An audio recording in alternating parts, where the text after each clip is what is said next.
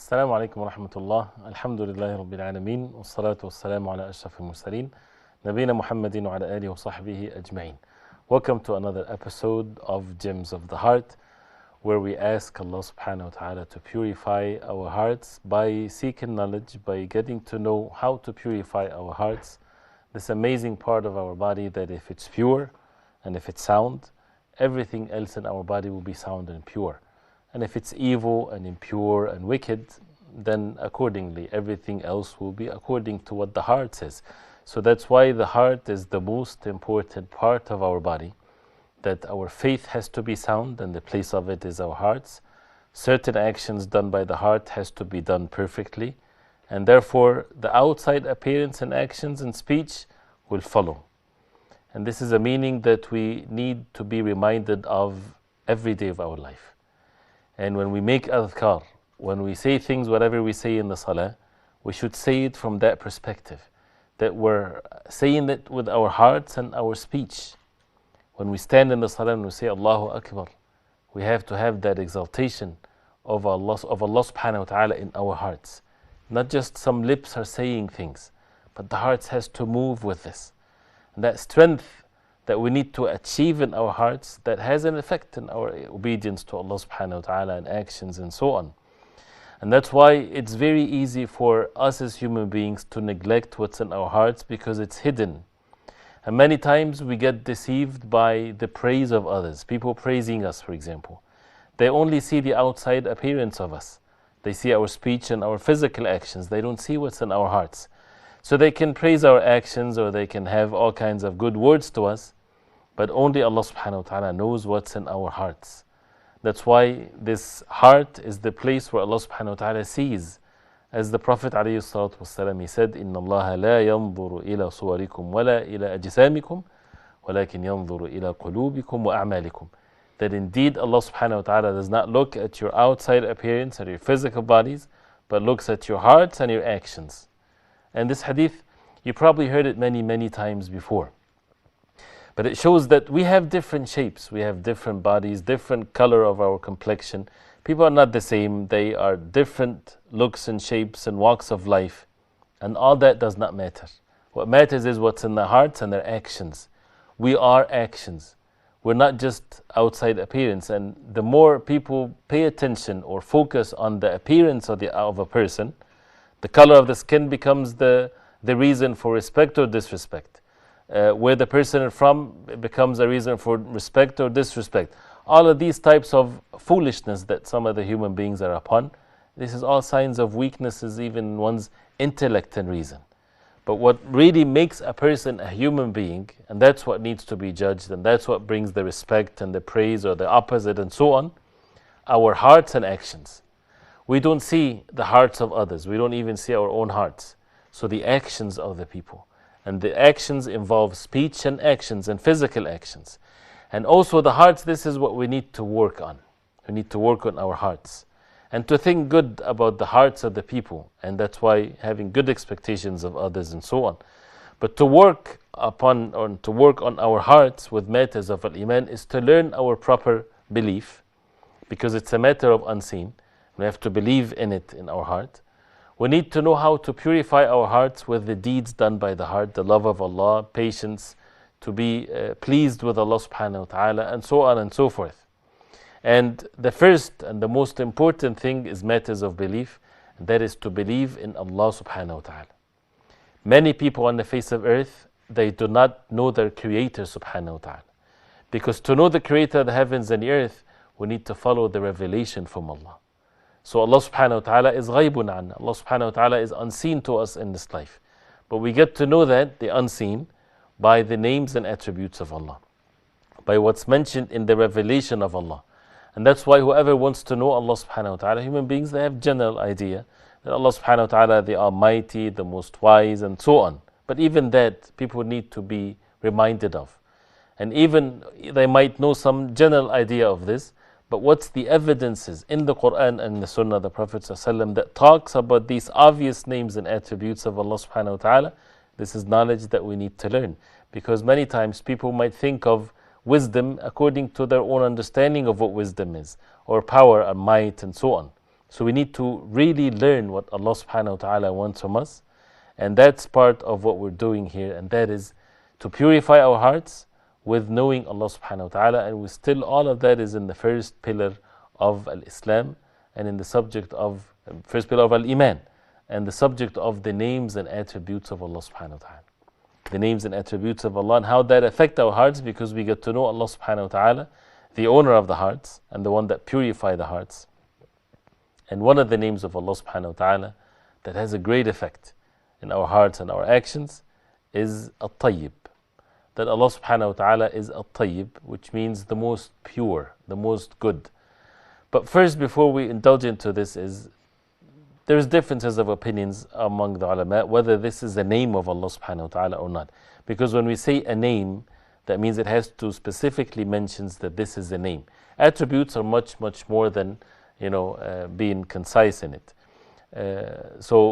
And that has to be a clear evidence in the Quran or in the Sunnah of the Prophet ﷺ that talks about that being a name of Allah subhanahu wa ta'ala.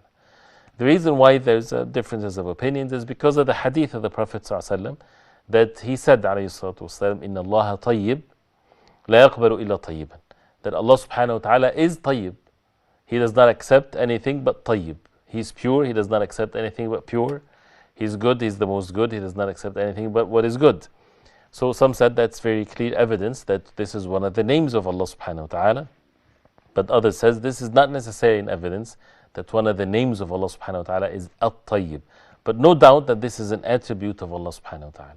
And to say this as a name of Allah subhanahu wa ta'ala, this is a valid opinion among even some of the contemporary scholars. So focusing on the meaning of it and how can that affect our hearts. Because we need to have purity to our hearts. And Allah subhanahu wa ta'ala is tayyib. That means He is the most pure subhanahu wa ta'ala, and He is the most good, He's the most perfect subhanahu wa ta'ala. Reflecting upon the names and attributes of Allah and knowing ourselves as human beings makes a big difference. And as mentioned before many times, people think that they know themselves, but in reality they don't. And obviously they don't if they keep on praising themselves. We are deficient as human beings. We are in need of Allah. We have all kinds of weaknesses, right? And it's meant to be this way. And this is not something to put down the human being. The human being, Allah subhanahu wa ta'ala honored the sons of Adam. But to know Allah subhanahu wa ta'ala, the more you get to know Allah subhanahu wa ta'ala with His perfect names and attributes, the more we would humble ourselves to Allah subhanahu wa ta'ala. We won't have arrogance. The seed of all evil on the face of earth is arrogance. Turning away from the truth. Thinking that we know everything. And it's sufficient for a person to be, have some reason and intellect that he thinks that he knows everything. And he's upon the truth even if he doesn't have the knowledge of it. He just thinks that he's upon the truth. And if someone has something else other than what he thinks, it has to be falsehood because it's not me. And people would argue and disputes and all kinds of things. Who is the one that is the owner of all the truth and the ultimate truth? Allah subhanahu wa ta'ala. So if a person does not seek guidance from Allah subhanahu wa ta'ala, that means he's not guided. So that's why we need to be upon what Allah subhanahu wa ta'ala wants from us, and one of which is this purity that we'll talk about it inshallah ta'ala. As usual, we first talk about this as an attribute of Allah subhanahu wa ta'ala and what that means, and then looking at how can that affect our lives on a daily basis in every action, every speech that we make.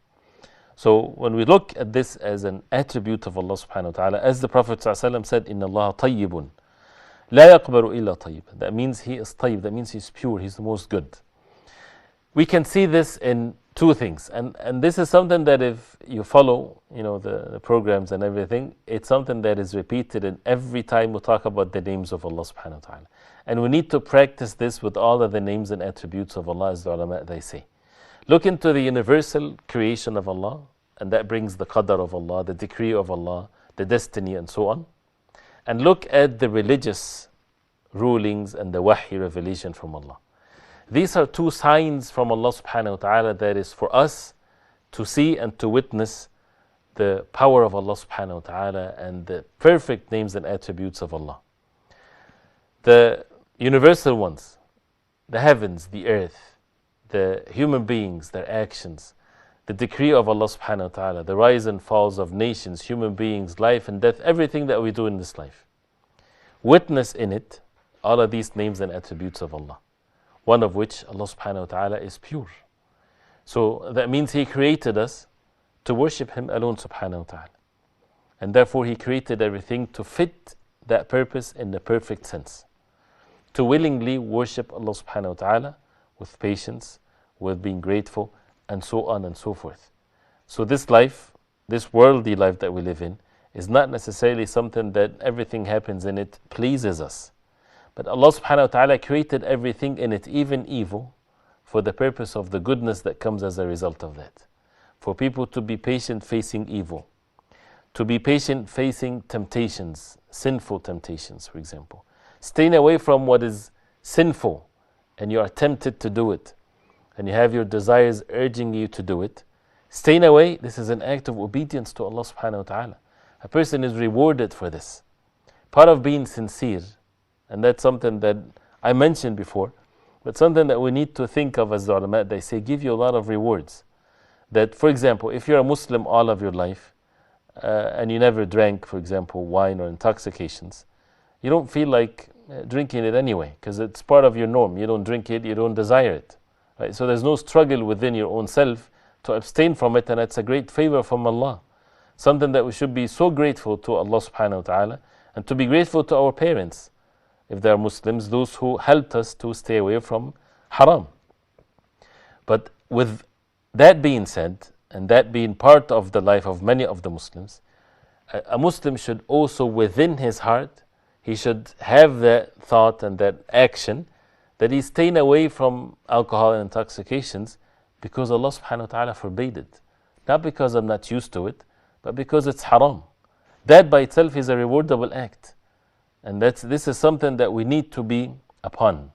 And to get to know what Allah subhanahu wa ta'ala ordered us to do, and we would see that this is perfect, which is the other thing. So the actions of Allah subhanahu wa ta'ala is perfect, is pure, right? In the sense that to fulfill the objective of this life. And anything that Allah subhanahu wa ta'ala gave us, or anything that Allah subhanahu wa ta'ala took away from us, right, or we don't have, it's meant to be this way. You take the means as a human being, and you wish for all goodness to happen to you, but as we know that this is a fact of life, we don't attain everything we desire. This is how life is. We do the best we can. And at the end, what Allah subhanahu wa ta'ala decree for us, we need to be grateful to Allah. Because Allah subhanahu wa ta'ala only decree what is good. When it comes to the religion, and this is the most important thing, to look into the religion of Allah subhanahu wa ta'ala from that perspective. How everything in the deen of Islam is perfect and it's pure.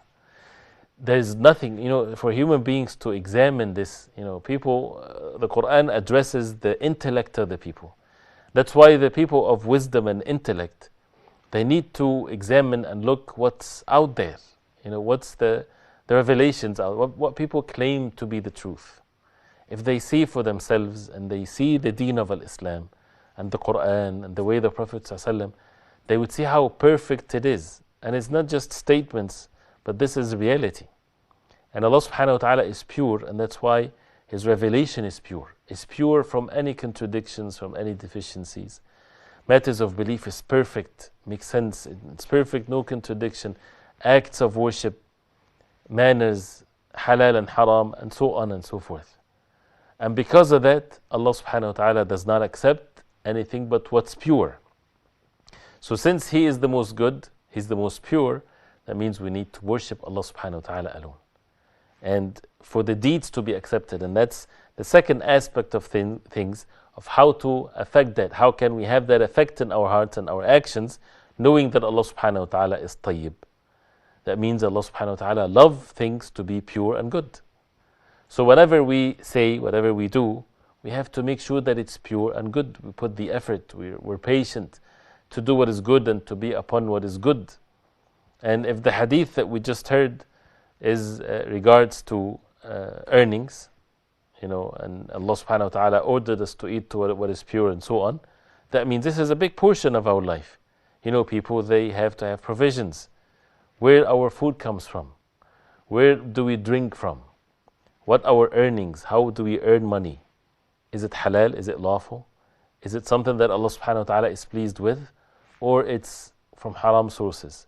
Is it from stealing, from bribery, from dealing with things that are haram, selling haram, working in a company that the job of that company or the main thing of this company is dealing with what's not permissible, spreading evil, spreading corruption, spreading haram and unlawful things and so on. We have to be careful. And at the same time, when the food that we purchase, the food that we eat, is it lawful or it's unlawful? Because Allah subhanahu wa ta'ala is pure. Our manners, our hearts towards others, is it pure towards others, or it's all contaminated with deception and envy and hatred and so on? Because Allah subhanahu wa ta'ala is pure and He loves what is pure. So if Allah subhanahu wa ta'ala wants this from us, He ordered us to eat from what is pure. كُلُوا مِن طَيِّبَاتِ مَا رَزَقْنَاكُمْ يَا أَيُّهَا النَّاسُ, O mankind, eat from what Allah subhanahu wa ta'ala provide for you from At-Tayyibat. That means Allah subhanahu wa ta'ala decreed, Allah subhanahu wa ta'ala created things that are pure and things that are not pure, things that are good and things that are not good. And He subhanahu wa ta'ala ordered us to choose to eat what is good. The Prophet ﷺ, when he was in the night of Al-Isra wal-Mi'raj, he was given the choice to drink either milk or wine. And the Prophet ﷺ chose to drink milk. And it was said that he was guided to the fitrah, to the pure nature. This is the pure nature of the human being. So Allah subhanahu wa ta'ala wants us to choose what is pure.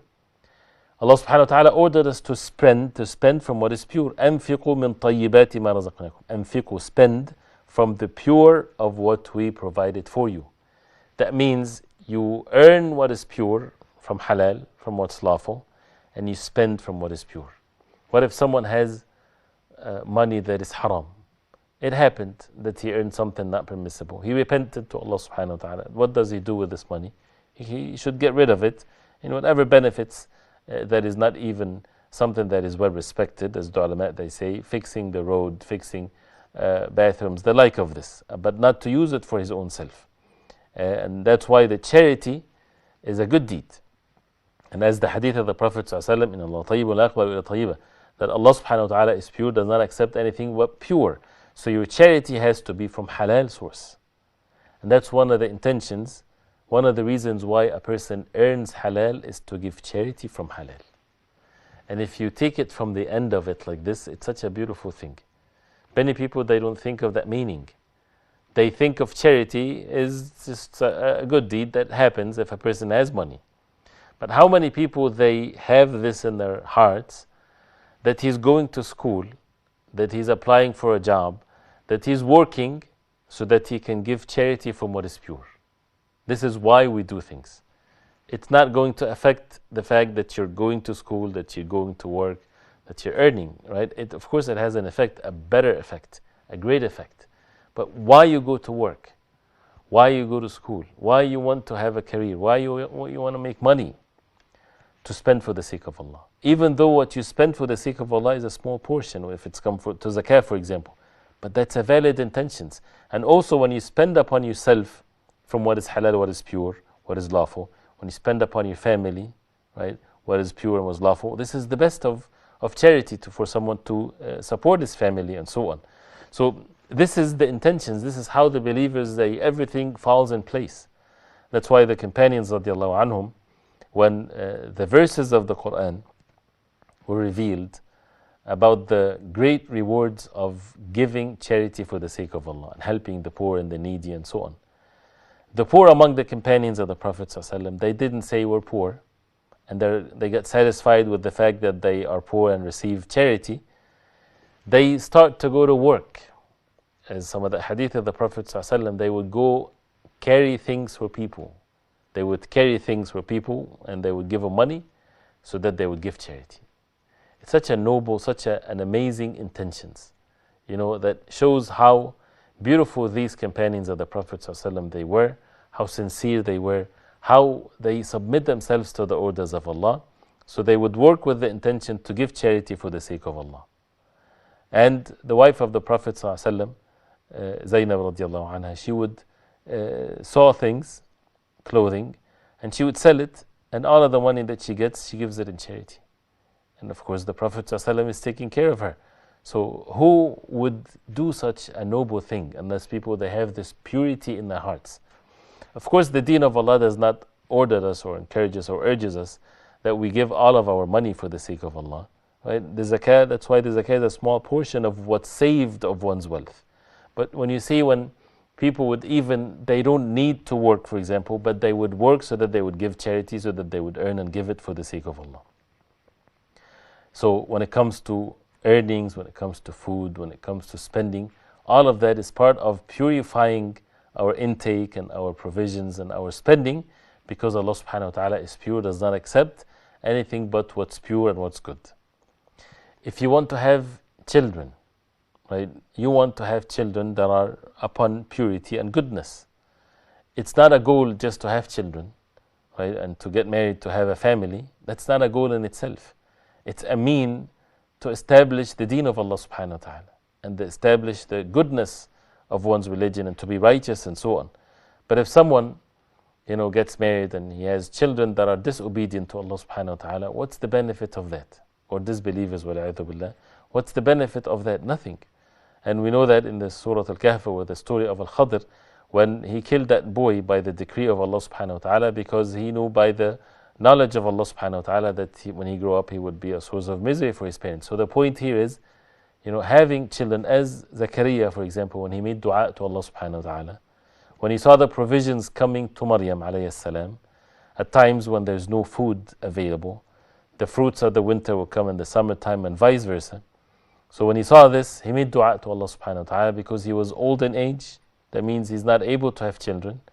And his wife is old in age and she is barren. That means she's not even have the ability to give birth to start with, and now she's even old in age. And with all of that, still he made dua to Allah subhanahu wa ta'ala. هُنَالِكَ دَعَى زَكَرِيَّا رَبَّهُ قَالَ رَبِّ هَبْ لِي مِن لَدُنْكَ ذُرِّيَّةً طَيِّبَةً. At that instant, Zakaria alayhi salam, he made dua to Allah subhanahu wa ta'ala. He said, my Lord, habili, give me as a gift from you, ذُرِّيَّةً طَيِّبَةً, ذُرِّيَّة, offspring, طَيِّبَة, that means pure. That's why he wants children. Not because I'm old in age, I want someone to help me with my needs. I want to have offsprings for people to think of me as someone strong. The people that are proud of their lineage and the like of this. It's about purity, it's about goodness. And that's why some of the early generations of Islam, they said there's nothing worse for a righteous father than to have a disobedient son to Allah subhanahu wa ta'ala. If a person is religious, it hurts him a lot when he sees his own children not obedient to Allah subhanahu wa ta'ala. And that's a call for those who have parents, those who are parents that are righteous and they want them to be steadfast upon the deen of Allah. For these youth, for these young ones, to fear Allah subhanahu wa ta'ala. There's nothing better to be dutiful to your parents than to be dutiful to Allah subhanahu wa ta'ala and to be obedient to Allah. And this is the meaning of being pure. Because sins is impure. Disobeying Allah subhanahu wa ta'ala is impure, and it impures the hearts. And if a person, would not clean himself physically, whenever impurity comes on him, he would never be able to stand that. Impurities, impurities, they have bad smell. Like human, droppings and the like of this, when a person goes to the bathroom, things doesn't smell very well, right? Imagine that these impurities comes onto one's body, right? And a person is walking around with it. Would people then have the comfort in sitting next to him? And how many times we might be in a situation like this, how uncomfortable life becomes. And imagine the close ones and so on. This is for the physical impurities that everybody try to clean themselves. What's worse than that is the impurities that are placed in the hearts. And that happens by sins. But it's by the mercy of Allah there is no physical smell to it. We'll continue with that concept and the meaning of being pure and working on ourselves to be pure and good after the break, so stay with us inshallah. Alhamdulillah, wassalatu wassalamu ala rasulillah. Welcome back, and we're talking about the name of Allah subhanahu wa ta'ala, At-Tayyeb, and what has been mentioned, but no doubt that this is an attribute of Allah subhanahu wa ta'ala for those who do not take that as a name of Allah subhanahu wa ta'ala, and the effect of that in our hearts and the purity that we need to be upon in our speech and actions, and more importantly our hearts. And the fact of life is that there are pure things and there are impure things. And as we just left off before the break, is that physical impurity is something that decent human beings, they stay away from. They cannot stand to have a bad smell or for people to be close to those who have impurities on them, physical impurities. And what's more important is the impurities that are placed in our hearts. Disbelief, sins, envy, all kinds of impurities that we need to work on ourselves to clean and to purify our hearts from. And if we really see how things are in the hereafter, the verses of the Quran, the hadith of the Prophet ﷺ, that talks about the punishment of sins in the grave, for example, or in the hereafter, and the smell of the people in the day of judgment based on their sins and in the hellfire. This is something that should bring us, take us to this reality of how actions has this meaning of impurities to it. So we're not just trapped into the physical meanings of things. And that's what changes our hearts and make us steadfast on the deen of Allah. And if we're living in times where the reality is that many of the impurities and the evil things becomes fair seeming to people, look like as if it's the pure thing, as if it's the good thing, then it becomes a very deception world that we live in. That's why we need to hold fast to the Book of Allah and to the Sunnah of the Prophet ﷺ to see things in its real way and form. And we need to call things the way it's called in the Quran and the Sunnah of the Prophet ﷺ. Sin is a sin, and a good deed is a good deed. Pure is pure, and impurities are impurities. If Allah subhanahu wa ta'ala said about the Prophet sallallahu alaihi wasallam, Muhammad sallallahu alaihi wasallam, وَيُحِلُّ لَكُمُ الطَّيِّبَاتِ وَيُحَرِّمُ عَلَيْكُمُ الْخَبَائِثِ, that He makes lawful for you at-Tayyibat, the pure things, and He forbade for you al-Khaba'ith, the evil, the wicked things. So that means anything that is permissible and lawful, it's pure. Anything that is forbidden, and we need to have the knowledge of that, that means it's impure, it's evil. And we should not confuse the matter with how people they perceive things. And this is part of what the Prophet ﷺ is upon. And as you see the verse here, those who follow the Prophet ﷺ, and the Prophet ﷺ is mentioned in the Torah and the Injil, in the Torah and the Injil. What is the job of the Prophet of Allah? يَأْمُرُهُمْ بِالْمَعْرُوفِ, He enjoin good upon them, وَيَنْهَاهُمْ عَنِ الْمُنْكَرِ, and He forbid evil for them. وَيُحِلُّ لَهُمُ الطَّيِّبَاتِ وَيُحَرِّمُ عَلَيْهِمُ الْخَبَائِثِ, He makes permissible for them الطَّيِّبَات, the pure things. وَيُحَرِّمُ عَلَيْهِمُ الْخَبَائِثِ, and He forbade for them al-khaba'ith, which means that anything that is forbidden in the deen of Islam is not forbidden because just to make it as a test to the people. It's because it's khabith, it's evil, it's impure. But then here's the test. People on the face of earth, they might be deceived by the abundance of al-khaba'ith. When things are, the impurities and the evil things and the sins are so much, becomes abundant. Human nature, sometimes they become inverted. They become polluted so much that they would see the evil as good and the good as evil. Allah subhanahu wa ta'ala warned us of this. He said, قُلْ لَا يَسْتَوِي الْخَبِيثُ وَالطَّيِّبُ وَلَوْ أَعْجَبَكَ كَثْرَةُ الْخَبِيثِ, which means, say, O Muhammad sallallahu alaihi wasallam, they're not the same, they're not equal. Al-khabith, the wicked, the evil, the impure, and the pure and lawful. They're not the same. وَلَوْ أَعْجَبَكَ كَثْرَةُ الْخَبِيثِ, even the abundance of al-khabith pleases you, or you like them. So never be deceived. We have a phone call from Abdul Ghani. I'm sorry, Abdul Ghani from KSA. Please go ahead and talk now. Okay, thank you. نعم, السلام عليكم ورحمة الله. Assalamu alaikum, Sheikh. How are you, Sheikh? وعليكم السلام ورحمة الله وبركاته. الحمد لله. Yeah. I thank you for this lovely program. I really enjoy it. جزاكم الله خيرا. And I watch all your program, even the Quran thing. I like it. I've got two questions. Mm-hmm. The first question is regarding the Allah's name. I just wanted you to explain that how can we use it in our dua in sujood? Mm-hmm. When we go on the sujood, how can we use this name? I know you do explain it very well, but I just want you to say it in a simple way so that I can remember it and I use it in my sujood. Sure. And my second question is nothing to do with this, but just every day I've been doing 2 rakat nafil before my fajr salah, before my sunnah, and somebody told me it's wrong. I shouldn't be doing this. But sometimes I make niyat as that what I missed before, when I have any salah that I missed before, especially my 2 sunnah, and this. So I do it too before I do my sunnah. Is that okay? I just wanted to know this. Sure, inshallah. Yeah. Barakallah feekum. Jazakumullah khair. May Allah subhanahu wa ta'ala reward you. Okay, answering the questions first, and then we go back to the subject, inshallah ta'ala. May Allah subhanahu wa ta'ala make it easy. The first one is about how to use the names and attributes of Allah subhanahu wa ta'ala in making dua in sujood in the salah. There are 2 things here. How to use the names and attributes of Allah in the dua in general, and then there is the sujood in the salah or prostration in the salah. How to use the names and attributes of Allah subhanahu wa ta'ala in dua in general, this is a good thing, and this is definitely part of believing in the names and attributes of Allah subhanahu wa ta'ala, is to use them in our dua. So asking Allah subhanahu wa ta'ala with His names and attributes.